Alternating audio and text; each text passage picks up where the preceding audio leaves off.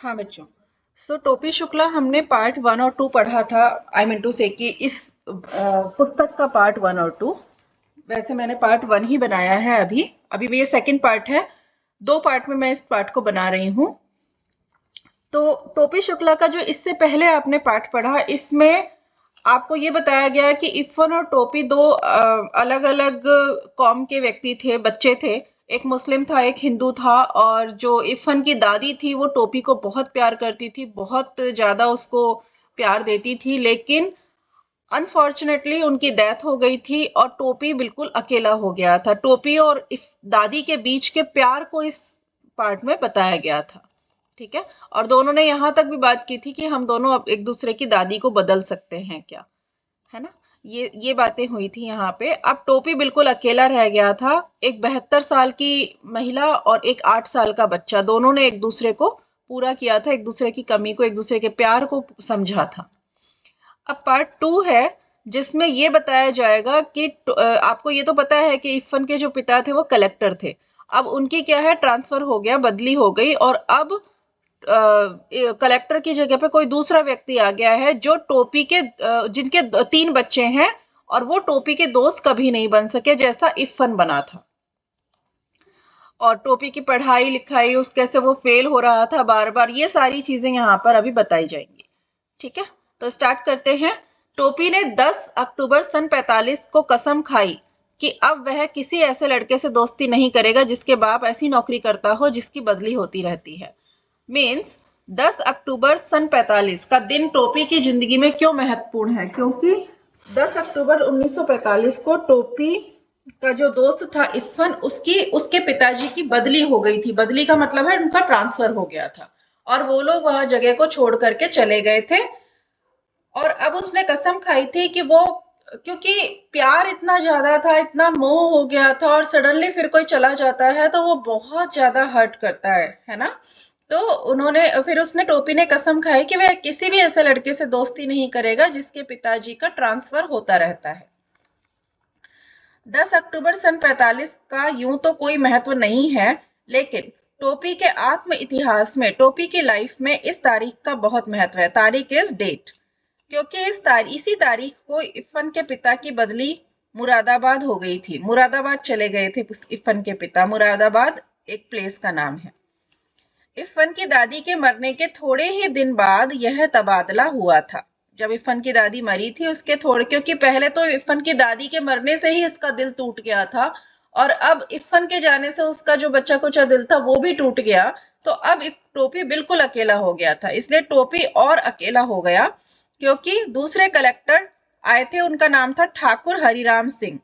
उनके 3 लड़कों में से कोई उसका दोस्त नहीं बन सका। कौन कौन 3 लड़के थे? डब्बू, बीलू और गुड्डू। डब्बू बहुत छोटा था, बीलू बहुत बड़ा था, और गुड्डू जो बराबर का था परंतु वह अंग्रेजी बहुत बोलता था। और यह बात और थी कि उन तीनों को इसका एहसास था कि वे कलेक्टर के बेटे हैं। मतलब उन तीनों को बहुत घमंड था, बहुत प्राउड था कि वे कलेक्टर के बच्चे हैं। किसी ने टोपी को मुंह नहीं लगाया, क्योंकि टोपी तो बहुत नॉर्मल सा बच्चा था, है ना, एक आम आदमी का बच्चा था।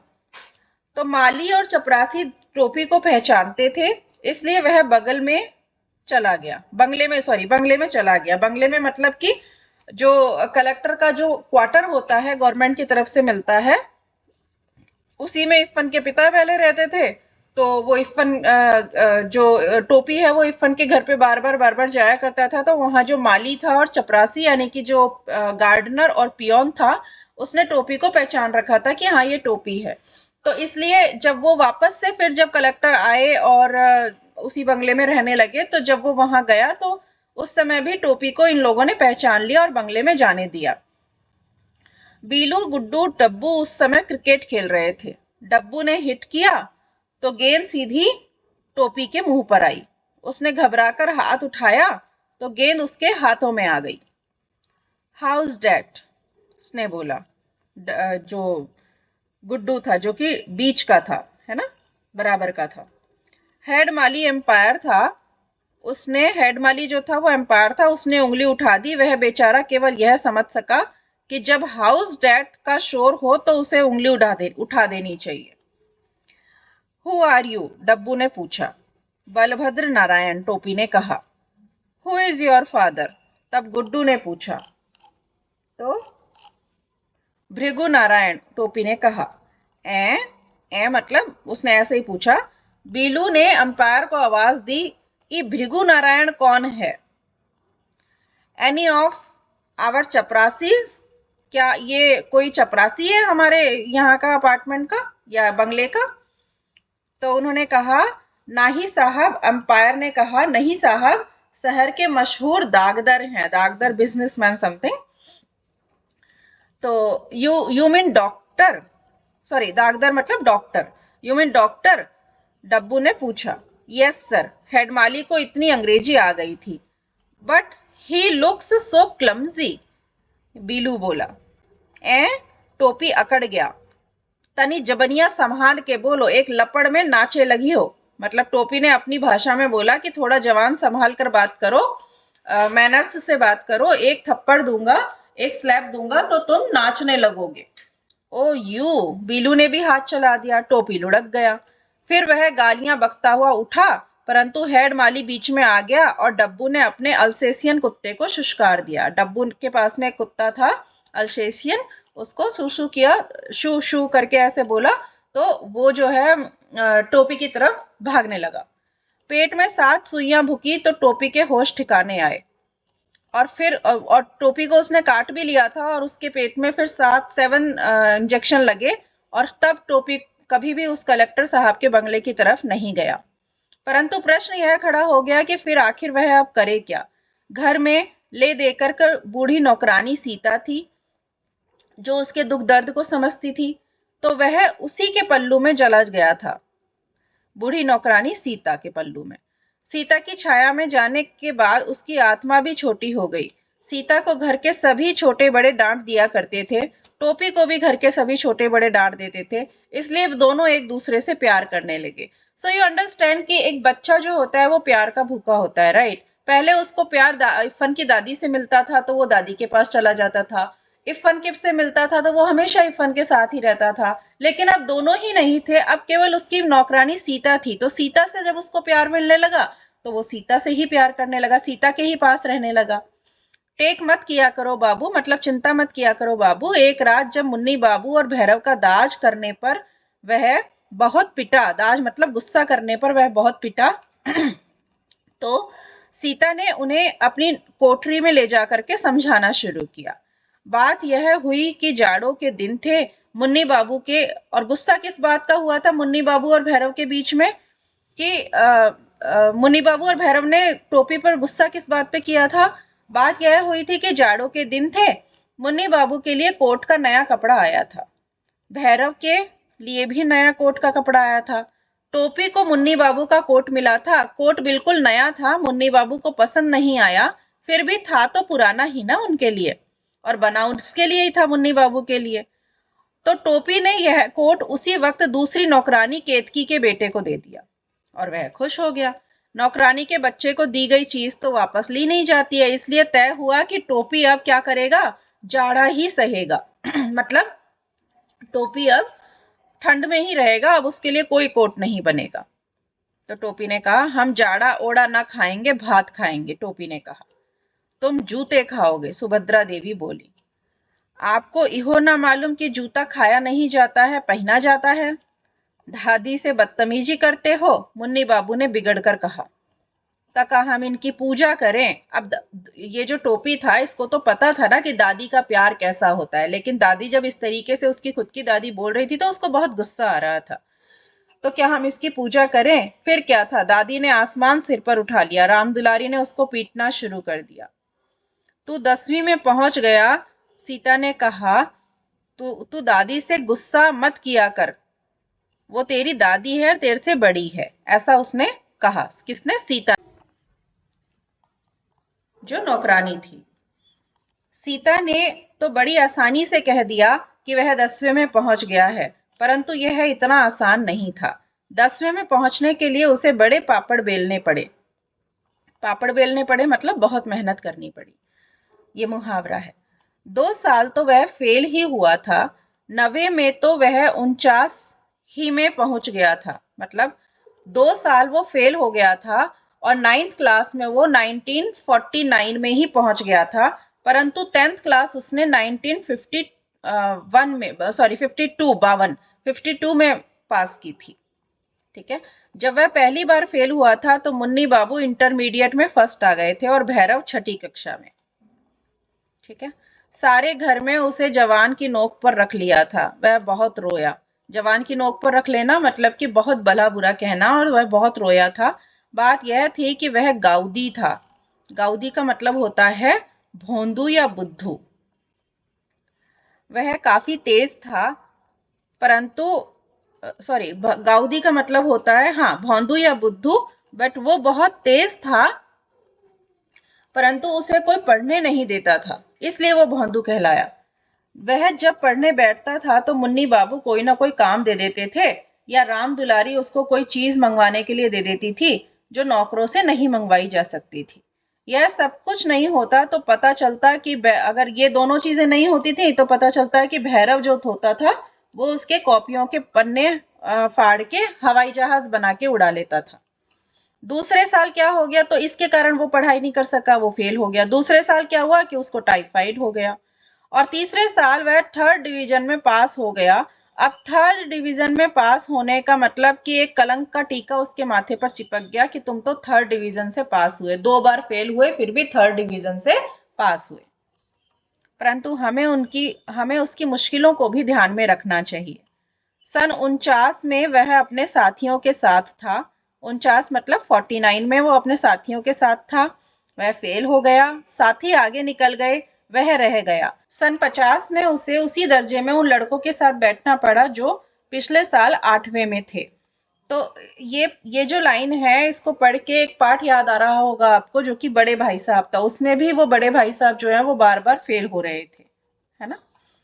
पीछे वालों के साथ एक ही दर्जे में बैठना कोई आसान काम नहीं है।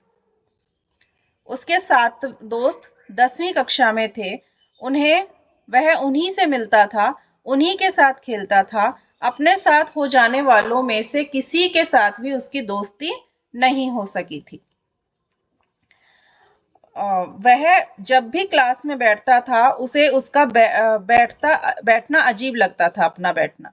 उस पर सितम यह हुआ कि कमजोर लड़कों को मास्टर जी समझाते थे और बलभद्र नारायण की मिसाल देते थे, यानी टोपी शुक्ला की मिसाल देते थे। मिसाल मतलब उसी को टारगेट करके बोलते थे। क्या मतलब है, या साम अवतार या मोहम्मद अली, क्वेश्चन कुछ पूछा होगा, उसका आंसर होगा ये। बलभद्र की तरह इसी दर्जे में टिके रहना चाहते हो क्या? जो बलभद्र है यानी टोपी शुक्ला है, उसकी तरह ही इसी दर्जे में टिके रहा, तो उसको टारगेट बना करके उसको बार बार पॉइंट आउट किया जाता था। तो टोपी को अच्छा नहीं लगता था, और यह सुनकर के सारी क्लास जो है वो हंस देती थी। हंसने वाले वे ही होते थे जो पिछले साल 8वीं कक्षा में थे, और अब वो 9th क्लास में आ गए थे। और तो 9th क्लास में अगर टोपी पहले से था और उससे छोटे वाले बच्चे उसकी क्लास में आके बैठने लगे और उसी को टारगेट करके बोला जाए तो सब बच्चे हंसने लगते थे। वह किसी न किसी तरह इस साल को झेल गया, परंतु 51 में भी वह नवे दर्जे में ही उसको बैठना पड़ा, तो बिल्कुल गीली मिट्टी का लौंदा हो गया। गीली मिट्टी का लौंदा का मतलब होता है वो एक ऐसा स्टैचू की तरह बन गया, मतलब उसको कोई फर्क नहीं पड़ता था, क्योंकि अब तो 10वें में भी उसका कोई दोस्त नहीं रहा। 8वें वाले सब 10वें में थे, 7वें वाले उसके साथ आ गए थे, 7वीं कक्षा वाले, 7वीं मतलब 7th। उनके बीच में वह अच्छा खासा बूढ़ा दिखाई देता था। वह अपने भरे पूरे घर की तरह अपने स्कूल में भी अकेला हो गया था। मास्टरों ने उसका नोटिस लेना भी बिल्कुल बंद कर दिया था, उसका होमवर्क देखना भी बंद कर दिया था। कि अगर वो कुछ सवाल भी पूछता तो यही कहते कि तुम तो वापस से फेल हो जाओगे, हमें दूसरे बच्चों की कॉपी चेक करने दो। कोई सवाल किया जाता या जवाब देने के लिए वह भी हाथ उठाता तो कोई मास्टर जी उससे सवाल जवाब नहीं पूछता था। परंतु जब उसका हाथ उठता ही रहा तो एक दिन अंग्रेजी के मास्टर ने उससे बोला, 3 वर्ष से यही किताब पढ़ रहे हो, तुम्हें तो सारे जवाब जवानी याद होंगे। इन लड़कों को अगले साल हाई स्कूल का इम्तिहान देना है, तुमसे नेक्स्ट ईयर पूछ लूंगा। अब सोचो उसको कितना बुरा लगता था। टोपी इतना शर्माया कि उसके काले रंग पर लाली दौड़ आई। मतलब कि वो काला रंग का था और वो बिल्कुल रेड हो गया, शर्म के मारे लाल हो गया। और जब तमाम बच्चे खिलखिलाकर हंसे तो वह जैसे बिल्कुल ही मर गया। जब वह पहली बार 9th कक्षा में आया तो वह भी इन्हीं बच्चों की तरह बिल्कुल बच्चा था। फिर उसी दिन अब्दुल वहीद ने रिसेस में वह तीर मारा। अब्दुल वहीद एक दोस्त होगा, उसने रेसेस में लंच टाइम में एक तीर मारा, एक टॉन्ट मारा कि टोपी बिल्कुल बिलबिला उठा। वहीद क्लास का सबसे बड़ा लड़का था, मॉनिटर भी था, और सबसे बड़ी बात यह थी कि वह लाल तेल वाले डॉक्टर शरीफुद्दीन का बेटा था।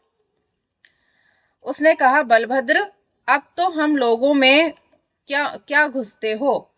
8th वालन से दोस्ती करो, 8th क्लास से दोस्ती करो, हम लोग तो निकल जाएंगे, बाकी तुम्हें तो इनके साथ ही रहना है। अब यह बात टोपी के दिल के आर पार हो गई।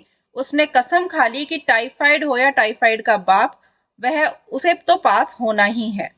तो ये एक उसके अंदर अब जोश आ गया। डॉक्टर भृगु नारायण नीले तेल वाले खड़े हो गए, किसमें? चुनाव में, इलेक्शन में, और इसी बीच में इलेक्शन आ गए थे। तो अब इलेक्शन जब घर में होता है तो पढ़ाई तो हो नहीं सकती, क्योंकि कोई ना कोई आता ही रहता है। तो अब जिस घर में कोई चुनाव के लिए खड़ा हो गया हो, उसमें कोई पढ़ लिख कैसे सकता है? वह तो जब डॉक्टर साहब की जमानत जब्त हो गई, जमानत जब्त हो गई का मतलब कि जब ये हो जाता है कि अब आप इलेक्शन के लिए खड़े हो, लेकिन 3 महीना आपने प्रचार किया, प्रोपोगेशन किया, but after 3 months you will not do anything. तो आप अब कोई प्रोपोगेशन नहीं कर सकते। तो अब घर में सन्नाटा हो गया। टोपी ने देखा कि इम्तिहान सिर पर है, वह पढ़ाई में जुट गया, परंतु ऐसे वातावरण में क्या कोई पढ़ सकता था? इसलिए उसका पास हो जाना ही बहुत था। वाह, दादी बोली, भगवान नजरे बद से बचाए, भगवान बुरी नजर से बचाए, रफ्तार अच्छी है। तीसरे बरस तीसरे दर्जे में पास तो हो गए।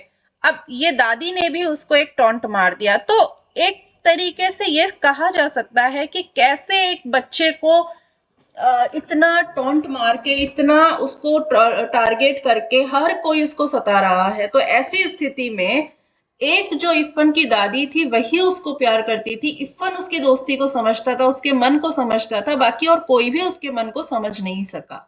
सीता भी क्या करती, जो नौकरानी थी सीता, वो भी क्या करती, वो उसको समझा सकती थी, प्यार दे सकती थी, बट ये जो घर में बार बार उसको टॉन्ट मारा जा रहा था, जैसा अभी दादी ने कहा, भगवान नजरे बद से बचाए, बुरी नजर से बचाए, स्पीड अच्छी है।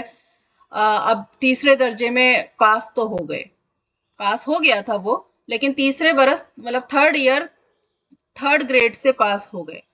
तो ये था, मतलब लोगों को समझना चाहिए हमें कि बच्चों को उस तरह से टारगेट नहीं किया जाए जिस तरह से टोपी को किया जा रहा था। ओके, सो इसके क्वेश्चन आंसर्स तो आप खुद ही देखिएगा। 11 क्वेश्चन है और बहुत ही आसान क्वेश्चन। जैसे देखो, ये टोपी की भावात्मक परेशानियों को मद्देनजर रखते हुए शिक्षा व्यवस्था में आवश्यक बदलाव सुझाइए। ये डेफिनेटली वेरी इंपॉर्टेंट क्वेश्चन है, ये भी वेरी इंपॉर्टेंट क्वेश्चन, ये दोनों। तो इनमें आप अपने आंसर्स में कीवर्ड को डाल करके और अपने विचार लिखेंगे तो आंसर बिल्कुल करेक्ट होगा। मैंने बार बार आपको कीवर्ड पे ही जोर दिया है, क्यों? क्योंकि कीवर्ड ही सीबीएसई की एक्सपेक्टेशन है। ठीक है, कोशिश कीजिएगा। एनीवे मैं बनाऊंगी तो जरूर इसका वीडियो आंसर्स का भी, कि आपको कैसे कैसे आंसर फॉर्म करना है। थोड़ा सा टाइम लग रहा है बच्चों, लेकिन मैं बनाऊंगी जरूर। ठीक है, थैंक यू।